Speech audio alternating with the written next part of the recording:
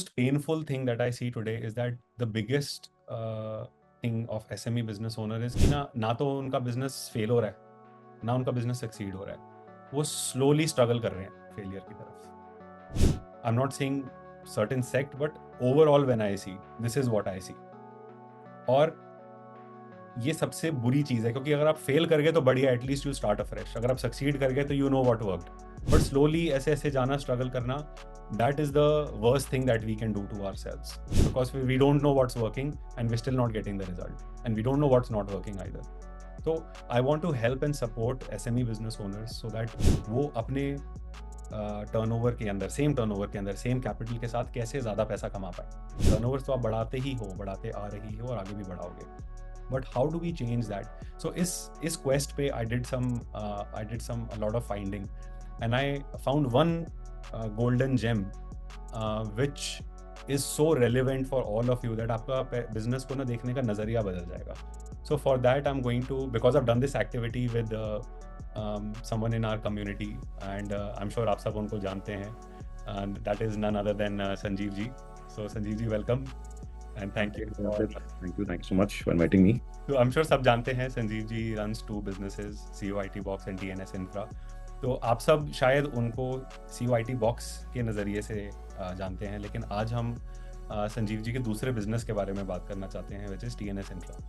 So like Sanjeev ji is anyways sharing, so he works with all the big corporates. अब चाहे Honda ले लो, चाहे आप गवर्नमेंट में DRDO ले लो, रेलवेज ले लो, तो anyone who wants to have a proper infrastructure set जो reliable हो, secure हो, so TNS Infra is the company they go to. And Sanjeev ji, this is your first business, right, before COIT Box? No, actually a little bit of correction. I have 7 businesses. Okay, the very first one was the अगरबत्ती business, जिसको मैंने पूरा automate किया, तो Delta Export. So I spent almost 10-11 years there. तो हम लोग वो पोर्टर वाला काम करते थे, जो एक्सपोर्टर वाला काम है ना, उठा उठा के सामान लेके इधर घूमना. और उसके बाद में then of course we expanded that business into a couple of other businesses, जिसमें हमने मंगलदीप अगरबत्ती बनानी शुरू करी ITC के लिए, set up a factory for that. Fragrance People we founded. It's a retail chain doing very well. So we have now, we have 8 stores. And I will tell you one thing very interesting that they just told me कि actually में हमारी online sales जो है सारे store से ज़्यादा चली गई है. तो they became the number 1 brand in online retail. Then we have a real estate business. So we have a couple of commercial, residential and resort properties. तो वो मेरे फादर हैं, करते हैं, मैं उनको हेल्प करता हूँ और फाइनेंस करता हूँ आज की डेट में, thanks to the wealth creation guidance from Arpit. तो I have now enough wealth to actually assist my father. तो पहले तो हम उनसे मांगते रहते थे कि अच्छा पैसे दे दो, प्रोजेक्ट आ गया. आज की डेट में वो हमसे मांगते रहते हैं कि अच्छा भाई बताओ ये नया टावर बनाना है, कितने पैसे दोगे. तो that's a good achievement for me. And then now coming to TNS and COIT Box. तो TNS जो है ये फिर मैंने 2007 में शुरू करी थी because of my love for technology. तो इसके अंदर सारे मेजर कस्टमर, अभी 24 एयरपोर्ट्स हम लोग हैंडल कर रहे हैं, और मित्सुबिशी, L&T, तो अच्छे मतलब बहुत मैसिव क्लाइंट्स हैं, मर्स्क लॉजिस्टिक्स. तो इन सबका पूरा IT इंफ्रास्ट्रक्चर. और हमारे बहुत सारे स्टूडेंट्स का भी मैं ही देखता हूँ, तो बहुत सारे स्टूडेंट्स का मैं देखता हूँ, बल्कि कई लोग मुझे रेफर भी करते हैं. किसी ने रेफर कर दिया मुझे बजाज साहब के यहाँ, तो अभी मैं चेयरमैन ऑफ बजाज इंडस्ट्रीज का 20 फ्लोर्स का रेजिडेंस कर रहा हूँ. तो इट्स अ ह्यूज प्रोजेक्ट. तो and then we are working for 17 of their factories as well across India. और फाइनली COIT Box, वो तो आपको पता ही है कि वो तो मेरा एक तरह से कह सकते हैं कि मेरा पैशन है, कि सीखना और सिखाना. क्या नया है तो टेक्नोलॉजी का जूस निकालना, जैसे तुम फाइनेंस का जूस निकाल दिया, तुमने बजट का निकाल दिया. तो दैट वे आई वांट कि स्टूडेंट्स को कुछ चबाना वाना ना पड़े, फटाक से पी जाएं और फायदा होना शुरू हो जाए. सो इस क्वेस्ट में संजीव जी, आप सब जानते हैं कि सीरियल एंटरप्रेन्योर हैं, एंड हर बिजनेस को ना रन करने का एक टेक्निक होता है. तो संजीव जी के साथ हम पर्सनल फाइनेंस पे तो काफ़ी टाइम से काम कर ही रहे थे, फिर हमने बिजनेस फाइनेंस पे भी बात करनी शुरू करी.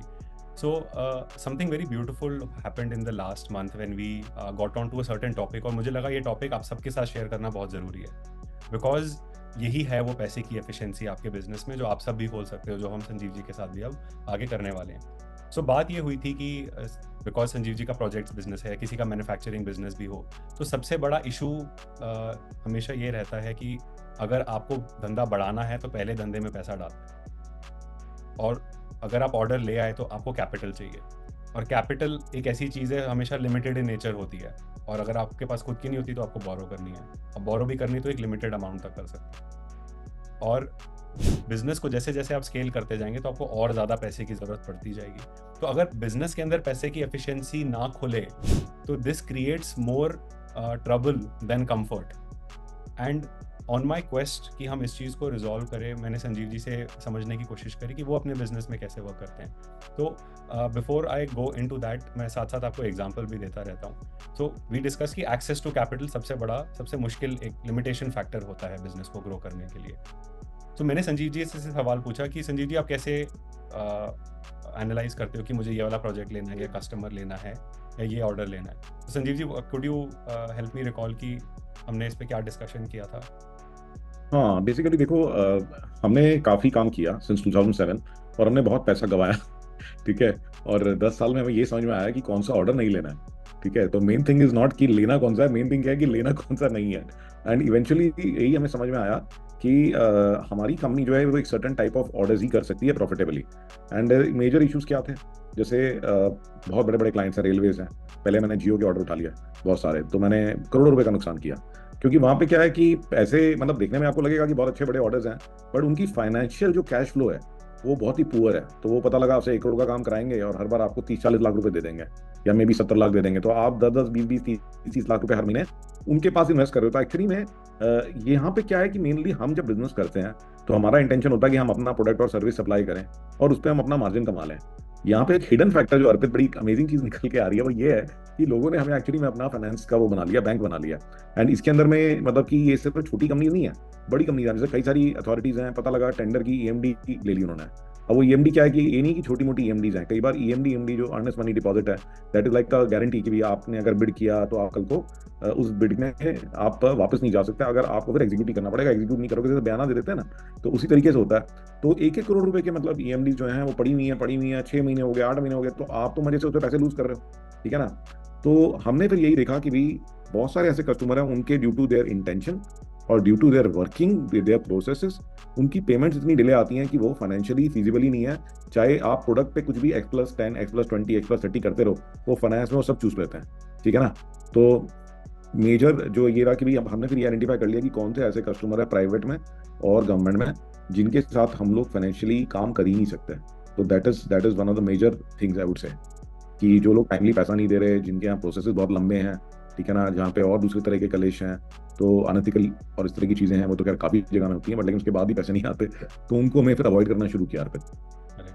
तो हमने ये देखा कि मोस्टली, क्योंकि ये कहीं ना कहीं सब्जेक्टिव है बात कि मुझे कौन सा कस्टमर अच्छा होगा नहीं होगा, कौन सा कस्टमर कह रहा है कि मैं ज़्यादा मार्जिन दूंगा लेकिन पेमेंट डिले होगी। तो ये ना सब्जेक्टिव है, और हम अपने गट फीलिंग से या जो अभी मार्केट में उस क्लाइंट को लेके न्यूज़ चल रही होती है उसके बेसिस पे कॉल लेते हैं, और वो कॉल जब उल्टी पड़ती है तो कमाई की जगह देना पड़ जाता है। और इट्स नॉट जस्ट कि आपको लॉस हो रहा है, आपका टाइम, एफर्ट, एनर्जी, मनी भी जा रहा है, और अपॉर्चुनिटी कॉस्ट, वही पैसा किसी और के साथ लगाते तो कमा के निकल जाते, और उसका रिपल इफेक्ट वो सब भी लूज हो रहा है। So what we wanted to do was कि ना इस एम्बिग्विटी को एक अलग कैलकुलेशन में उतार दें, so that we get to know कि एग्जैक्टली किसके साथ काम करना है, कौन सा प्रोजेक्ट लेना है, कौन सा ऑर्डर लेना है, कौन से को ना करना है। Because we can only do X amount of thing at a time, और एक्स में हम मोस्ट एफिशिएंट होना चाहेंगे।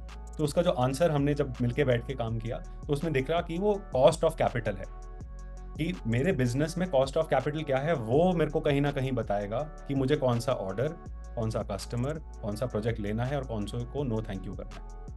अब हमें ये लगता है, जिसको मेरे, क्योंकि मोस्टली मेरे क्लाइंट्स बनिया ही हैं, तो हमेशा मैं यही एग्जांपल सुनता आया हूँ पिछले 10 सालों से कि बनिया बुद्धि कहती है कि 1% पर मंथ या 12% पर ईयर, कि ये तो बिजनेस में कॉस्ट ऑफ कैपिटल है। द थिंग इज कि एक्चुअली इट्स नॉट ट्रू। आपका कॉस्ट ऑफ कैपिटल वो 9-10% का लोन भी नहीं है जो आप लेते हो, या वो 12% का ब्याज का इंटरेस्ट भी नहीं है जो आप सोचते हो कि बिजनेस ना करूं तो ब्याज पे दे दूं। It is something else. तो फिर हमने क्या किया कि हमने संजीव जी के साथ ही एक डिस्कशन किया, संजीव जी की फाइनेंस टीम भी थी, and it was a very big opening for all of us when we actually came down to understanding कि कॉस्ट ऑफ कैपिटल कैलकुलेट कैसे करते हैं। तो इसका जो तरीका है करने का, it is this: how do you calculate the cost of capital. तो ये अज्यूम कर लीजिए एक बैलेंस शीट है, संजीव जी आपको याद आ जाएगा, यही एग्जांपल हमने उस दिन भी लिया था कि ये बैलेंस शीट है। Is everyone able to see this clearly? Yes. अब बैलेंस शीट में एक तरफ आपकी एसेट्स हैं, एक तरफ आपकी लायबिलिटी हैं। हम लायबिलिटीज़ पे वर्क करते हैं। आपके पास इसमें अगर अज्यूम कर लेते हैं कि 10,000 रुपये का मान लीजिए बैलेंस शीट है, और लायबिलिटीज़ 2,000, आपकी शेयर कैपिटल 2,000 है, रिजर्व्स 3,000 हैं, लॉन्ग टर्म लोन 4,000 है, और करंट लाइबिलिटी 1000 है, तो आप सबकी बैलेंस शीट तो बनती है। अज्यूम कर लीजिए ये हम सबकी बैलेंस शीट है। How do I get to know what is my cost of capital in this? तो we need to understand cost as per each section of the liability. तो शेयर कैपिटल पे और रिजर्व सरप्लस पे हम 30% लेके चलते हैं कि ये उसका एक्चुअल कॉस्ट है, क्योंकि अगर आप फाइनेंशियल मार्केट्स में इन्वेस्ट करोगे तो 20-25% तो लोग वैसे ही कमा रहे हैं। तो अगर आप बिजनेस में अपना टाइम, एफर्ट, एनर्जी और मनी और टाइम लगा रहे हो, time is the factor which you don't have in your investment में तो करके कोई टाइम नहीं लगता। यहाँ पे अपना टाइम दे रहे तो कम से कम आप 5-10% एक्स्ट्रा तो कमाओगे। तो आपका जो कॉस्ट है शेयर कैपिटल का जो आपने बिजनेस में डाला है, या प्रीवियस सालों से जो आपकी अर्निंग सरप्लस चल रही है, तो आपका मिनिमम रिटर्न उस पर 30% का होना चाहिए। That is part number 1। 2, जो हमारा लॉन्ग टर्म लोन्स हैं जो हमने 9, 9.5, 10% पे लिया है, जो हमने लोन अगेंस्ट सिक्योरिटी लिया है, या FDODs ले रखी हैं, या लोन अगेंस्ट प्रॉपर्टी ले रखा है, या कोई गवर्नमेंट का लोन ले रखा है, ये सारे इन द रीजन ऑफ 10% है। Third is current liability. तो टिपिकली अभी तक क्या होता है कि हम परचेज या तो कैश पे करते हैं या क्रेडिट पे। अगर हम क्रेडिट पे करते हैं तो we end up losing 18 to 24% का the cost that we can save अगर हम कैश में खरीद लें तो जो हमारी करंट लाइबिलिटीज़ हैं, if we start making a purchases in cash, we can save that 18 to 24%। तो वो उसका कॉस्ट बन गया विच इज़ 20%। अब मैं इन सबको अगर वेटेड एवरेज करता हूँ तो then I actually get to know कि मेरे केस में अगर मेरी ये बैलेंस शीट है तो 21% is the cost of capital. मतलब 21% अगर मैं अपने बिजनेस से हर प्रोजेक्ट ऑर्डर कस्टमर के साथ नहीं निकालता हूँ ऑन अ ईयरली बेसिस, तो मैं एक्चुअली पैसा रिड्यूस कर रहा हूँ। I am better off putting it somewhere else. अभी तक हम return on capital employed calculate करते थे, जो एक पुराना डेटा को बताता था कि ये आंसर है, बट वो कोई गारंटी नहीं कर पाता था कि नेक्स्ट ईयर कोई चेंज कर पाएगा। So what we did instead is कि अब हम संजीव जी के साथ और बाकी सबके साथ भी क्या कर रहे हैं कि we are creating a calculator जो बताएगा कि अगर आपका 21% अक्यूरिंग रिटर्न नहीं आ रहा XRR बेसिस पे, तो आपको उस ऑर्डर को, उस प्रोजेक्ट को और उस क्लाइंट को लेना ही नहीं है as is, because you are better off putting that money somewhere else and making that money easily. And it's very difficult for any business owner to say no कि मैं ये नहीं करूँगा, but this is what will be required in the time to come. अगर आप अपने business को सिर्फ ये सोच के कि मेरे को टर्नओवर बढ़ाना है तो मैं ऑर्डर ले लेता हूँ, अगर आप कैलकुलेट ना करो अपना रिटर्न, तो आप अपने बिजनेस में अपने पैसे को एक तरीके से जला रहे हो, आपका स्ट्रगल चलता रहेगा। तो we need to, in the time to come, we need to learn how to work with certain clients and say no to other clients. And this will differentiate जो लोग यहाँ से आगे एक्सपोनेंशियली ग्रो करेंगे या वो स्ट्रगल करके चलेंगे। यही वो डिफरेंशिएटर होगा, क्योंकि जिसको आप ना करोगे, मजे की बात सुनो, जिसको आप ना करोगे कोई उसको हाँ करेगा। तो जिससे आप बच गए वो कोई और उस पर फंसेगा। तो जहां आपकी ग्रोथ हो रही होगी किसी और की डी ग्रोथ हो रही होगी। तो power of saying no in the business in today's world is more important than just thinking of increasing your turnover. तो किसी के लिए did you get a different insight from मैं दिस? इसमें पहले मैं कुछ कहना चाहूँगा कि जो मेरा एक्सपीरियंस रहा है यार पे, कि when I entered into the technology business in 2006-7, there were many companies that were very big, okay, काफ़ी बड़े बड़े नाम थे, और मैं नाम नहीं लूँगा बिकॉज सब कनेक्टेड ही हैं, बट लेकिन धीरे धीरे मैंने देखा कि ये कंपनी, मतलब मैंने तो शुरू ही किया था उस समय काम। अब मैं को जैसे इजलाल है, तो ये तो भी बहुत पुरानी कंपनी है भाई, कम की है 1990s में, 1980s में इन्होंने शुरू किया था। एंड एट दैट टाइम मैं बच्चा ही था, मैं तो शुरू ही नहीं, मतलब कुछ पता ही नहीं था इंडस्ट्री में क्या हो रहा है। एंड आई सॉ दैट कि वो कंपनियां ज़्यादा बढ़ नहीं पाई, ठीक है ना, because of this flaw. They were taking projects, और उसमें क्या है कि 2-4 प्रोजेक्ट गलत हाथ लग जाते हैं तो they can take you years behind, you know, like आपने मेहनत करी और मेहनत करके 2-3 साल में कुछ कमा भी लिया, और 1-2 गलत प्रोजेक्ट आपके हाथ में लग गए तो वो आपकी सारी, आपको ना वो सांप सीढ़ी वाला गेम चल रहा है, तो स्नेक्स एंड लैडर्स में कभी हम जीत नहीं सकते। एंड एक और चीज़ इससे मैंने जो सीखी, जैसे किसी ने यहाँ पे नोट भी किया है, ये विभोर ने लिखा है वेलोसिटी ऑफ मनी।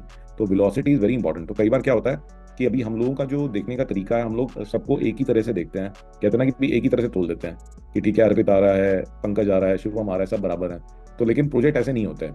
अब वो वेलोसिटी इज वेरी इंपॉर्टेंट। कई प्रोजेक्ट ऐसे होते हैं जिसमें कि हम कहते हैं कि नहीं, हमें तो 21% मार्जिन चाहिए, तो दैट इज इनकरेक्ट, ठीक है ना। बल्कि कुछ प्रोजेक्ट ऐसे हैं that are you know very very, you can say very very fast, जिसमें पैसा बहुत जल्दी जो है रिटर्न आ जाता है, उसमें कम मार्जिन में भी काम चलाया जा सकता है। तो what you are saying is that कि यू शुड नो एग्जैक्टली कि किस प्रोजेक्ट की कॉस्ट क्या है। आपको हिस्टोरिकली समझ में आ गया तो फिर then you can take an call कि ठीक है, अगर मुझे इस तरह का प्रोजेक्ट लेना है, तो हमारे में स्पेशली जहाँ गवर्नमेंट प्रोजेक्ट वगैरह आते हैं ना, वहाँ पे वो चीज़ खत्म कर देती है उस प्रोजेक्ट को ही, कि भाई आपने तो सोचा कि 21% है, कहीं पे आपने छोड़ दिया कि नहीं ये तो 10% में है, बल्कि उल्टा हो सकता है कि भी 10% वाला कहीं पे आप 8% में भी उठा लो तो भी प्रॉफिटेबल है, और जो आपको 20% दे रहा है प्रोजेक्ट वो 25-30 में भी वायबल नहीं है, because of the velocity of money, कि तो कितने टाइम में पैसा आ रहा है। वेटेज उठाना है, is what I the summary point is कि अगर लेट्स से मेरा 21% कॉस्ट है, आपने बड़ा अच्छा पॉइंट रखा, तो अगर मैं पर मंथ 2% कमा रहा हूँ, मतलब साल का 24 कमा रहा हूँ, तो अगर कोई प्रोजेक्ट मेरे को लेट्स से 4% मार्जिन ही देता है लेकिन 60 दिन में पेमेंट आ रही है मेरे को,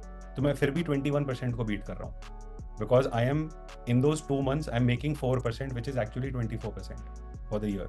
तो हमें बस सिंपली क्या करना है कि टाइम के कॉन्टेक्स्ट में इसको देखना है। तो संजीव जी, आपके लिए एक्चुअली हम ये एक कैलकुलेटर ही बना रहे हैं कि आपने लिखना है कि मेरा मार्जिन कितना आएगा, कितना मेरी कॉस्ट आएगी, कब मेरा इन्वेस्टमेंट लगेगा और कब मेरे को पैसा आएगा, और वो राइट। कैलकुलेटर बता देगा कि आपके केस में आपकी बैलेंस शीट के हिसाब से as per your cost of capital ये प्रोजेक्ट करना है या नहीं करना है, और अगर नहीं करना तो हम कैसे इसको नेगोशिएट कर सकते हैं टाइम या मार्जिन पे, ये हमारे फेवर में बन जाए। The idea is not to say no to people, the idea is to make them pally with our cost of capital. तो मैं हो सकता है उससे मार्जिन पे ना काम कर पाऊँ, बट अगर मैं उनसे एक्स अमाउंट डेट से पहले पैसे मंगवा लूँ तो मेरा कॉस्ट ऑफ कैपिटल पूरा हो जाता है। राइट राइट राइट, नहीं that makes a big difference, that makes a big difference. तो ये अब हम आपको बना के ये एक टूल क्रिएट करने वाले हैं for the entire community, and it's starting with you. So acknowledgement to you for being so candid and coming up and sharing all this, because ये एक reality है and most people don't want to accept it. Right right, absolutely नहीं, and again I think kudos to you and your team, क्योंकि अब आप सिर्फ personal finance नहीं, आप बिजनेस के भी जो ये इंपॉर्टेंट एस्पेक्ट्स हैं, क्योंकि हम में से बहुत सारे एंटरप्रेन्योर गलती करते ही हैं कि हम बिजनेस को, पर्सनल फाइनेंस को, वेल्थ को, इन सबको एक ही बकेट में डाल देते हैं, और यही जो है इसी कारण से हम कभी ग्रो नहीं कर पाते, because everything is connected to the ups and downs in the business. तो this way at least you can see objectively कि एक्चुअल में डिसीजन किस बेसिस पे लेना है, कोई तो साइंटिफिक तरीका होना चाहिए ना। एंड अगेन इससे क्या है कि ज़्यादा फ्लेक्सिबिलिटी मिलेगी टू इवन से येस और नो।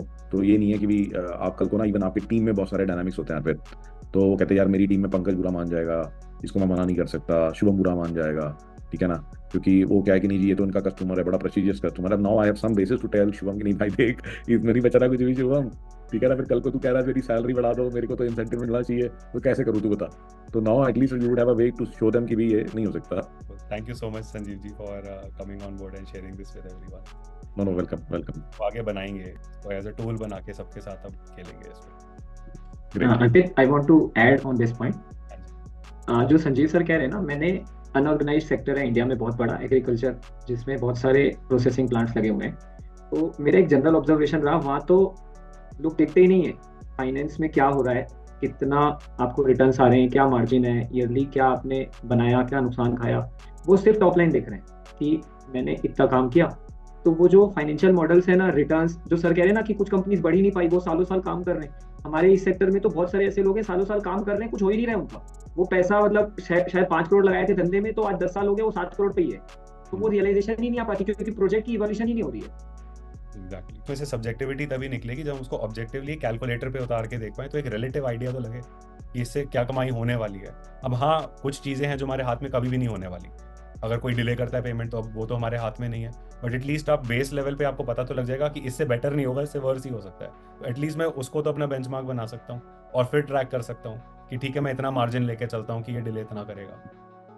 तो eventually I often say this कि बिजनेस हमेशा पैशन और दिल से ही किया जाता है, but it runs on numbers, it has to run on numbers, नहीं तो हमें समझ में नहीं आएगा हम कर क्या रहे हैं। तो thank you for sharing Shubham, absolutely I am with you on this, और यही बदलना है।